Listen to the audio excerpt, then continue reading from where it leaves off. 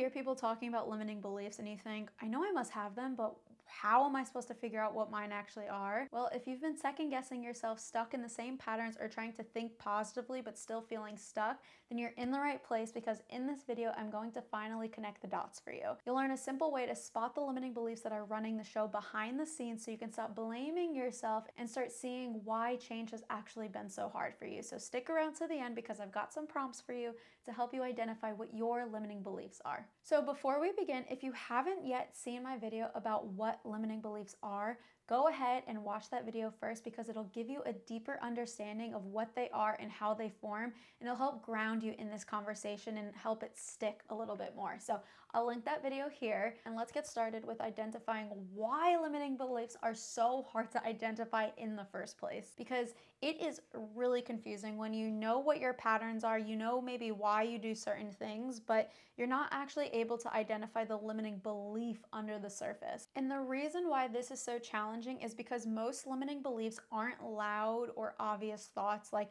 I'm not good enough. They're quiet identities. So they tend to run under the radar, under your level of awareness, and it feels impossible to tap into, because they don't sound like I'm not good enough. They sound like this is just who I am. And that's what I mean when I say they're quiet identities, because when you're going about your life, you're not thinking to yourself, I'm not good enough for that.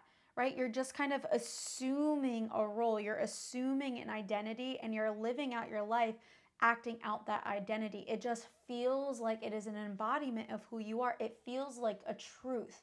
It feels like this is who I am. I'm the quiet one. I'm just not confident.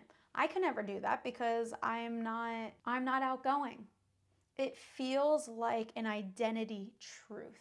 And because they feel like an identity truth, most of the time they just show up in your life as normal.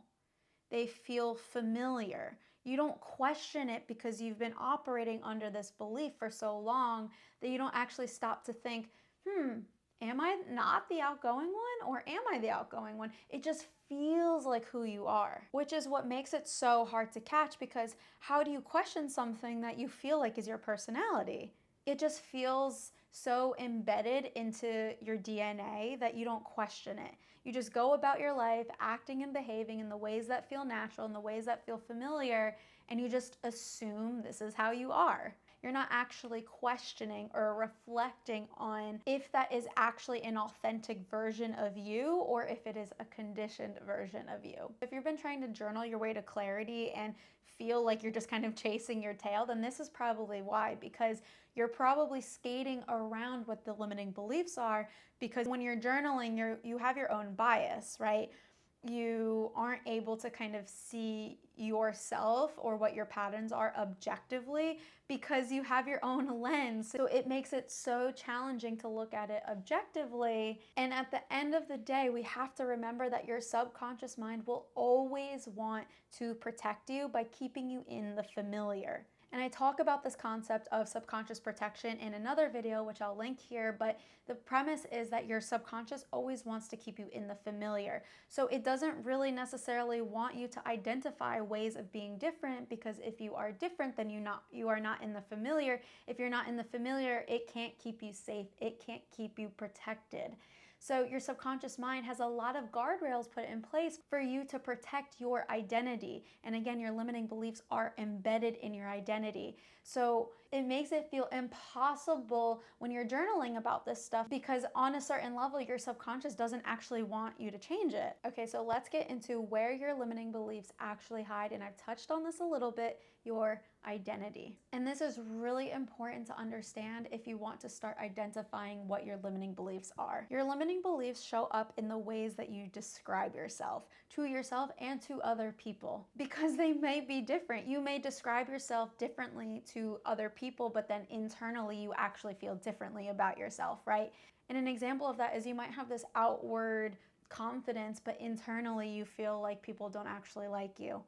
Right? So there might be a discrepancy in how you describe yourself to other people versus how you describe yourself to yourself. So keep that in mind as we continue to go forward, but your limiting beliefs show up in how you describe yourself. And so what that means is when you think, I'm not the kind of person who blank. I could never blank. That's just not me. What's not just you?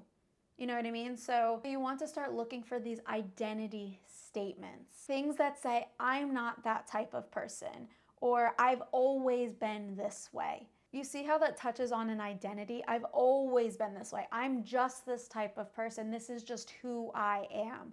So your limiting beliefs are embedded in those identity statements. And what's really, really, really important to know is that these beliefs aren't thoughts that you just choose. You don't just choose to think that you're the quiet one or that you're introverted. They're rules that you learn to follow based on your upbringing, depending on the beliefs that your caregivers had, things that you heard, things that you experienced growing up, ways that you had to adapt, etc., etc., etc. These limiting beliefs aren't things that you decide to think about yourself. They're identities that you placed on yourself based on your programming, based on your conditioning. That's why I said earlier, is it authentic or is it just your conditioning?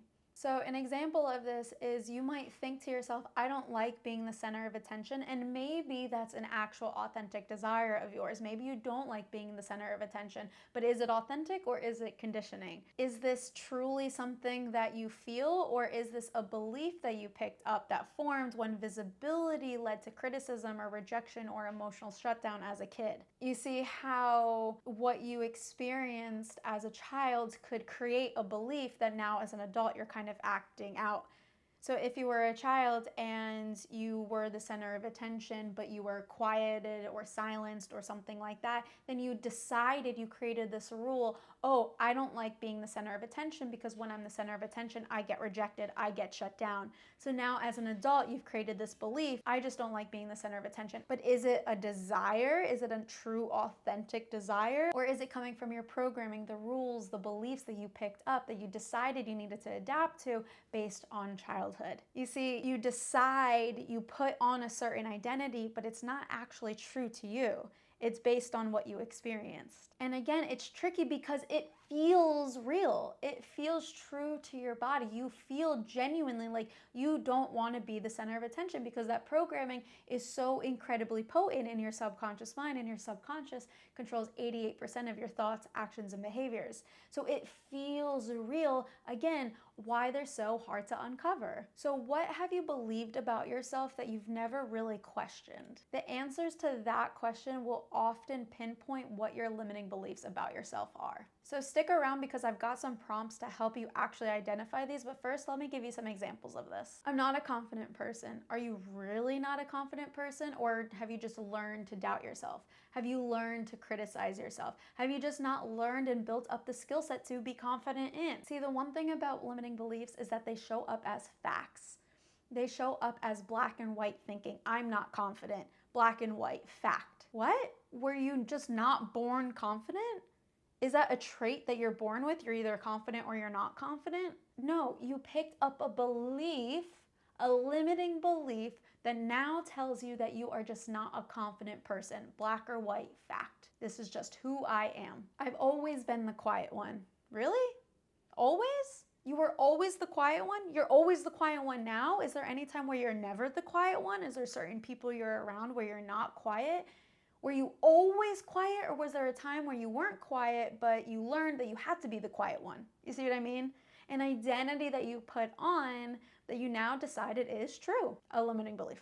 Another one I hear all of the time is, I'm just the responsible one. But if you zoom out, you can see that you weren't always the responsible one. That was just a role that you had to adapt to based on your childhood environment, where maybe being carefree wasn't accepted, or maybe you had a childhood dynamic where you had to actually be the responsible one because your caregivers weren't around, or you had to caretake your sibling. That is a learned trait that you adapted to, and now it feels completely embodied in who you are. I'm just the responsible one. A fact, a black or white truth about yourself. So these aren't facts, they're just subconscious stories, rules that once protected you but now are limiting you, and they show up in your identity. Honestly, they're just identity-shaped armor. And they're armor because your subconscious wants you to stay in your identity, because if you stay in your identity, you stay familiar and it can protect you.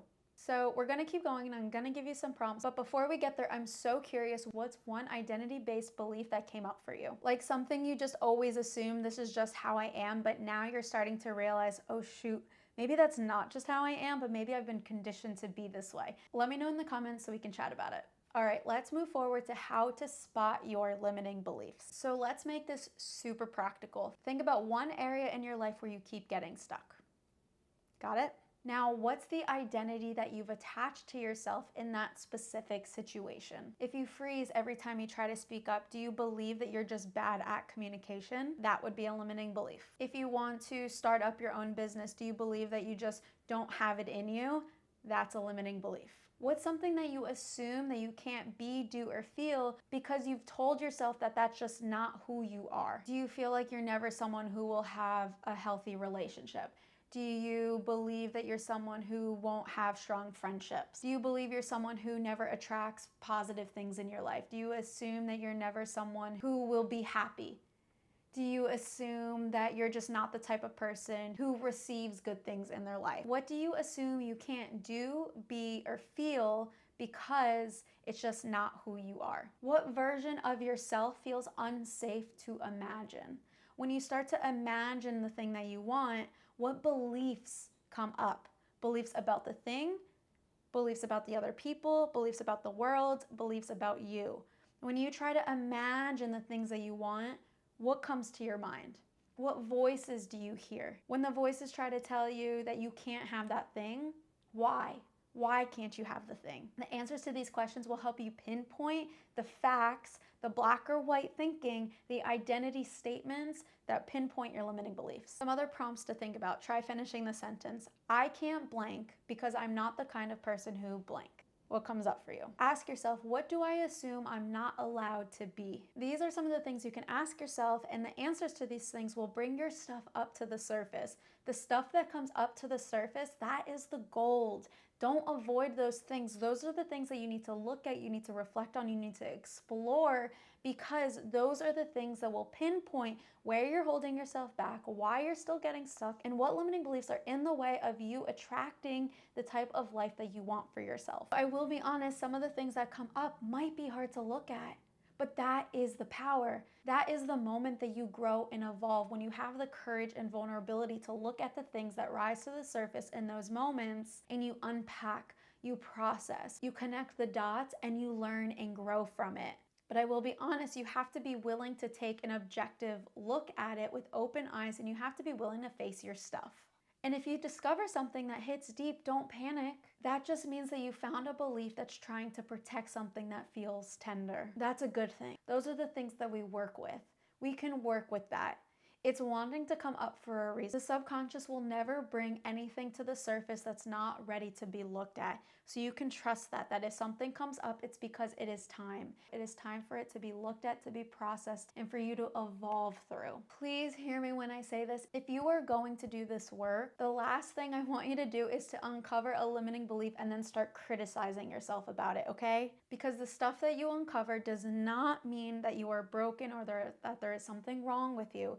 It means that you're just running on an outdated safety script, and you're ready to look at it and start reading the script. And the good news is that once you see the belief, it's no longer unconscious. It's no longer running under the surface. You have now brought it to your conscious level of awareness, and now you can work with it. You can start peeling back the layers, and you can start giving your subconscious new information to rewrite that outdated script. But you can't get started unless you don't spot the story. So this is a really important step in your evolution, in your growth, in your healing journey. So if this landed with you, and if you've ever caught yourself saying things like, this is just who I am, or I'm just not that type of person, then you're gonna wanna stick around, because in this next video, I'm breaking down how limiting beliefs disguise themselves as logic, personality, and even self-protection. And I'm gonna give you another way to spot the ones running under the surface without you even realizing it. I'll see you over in that video.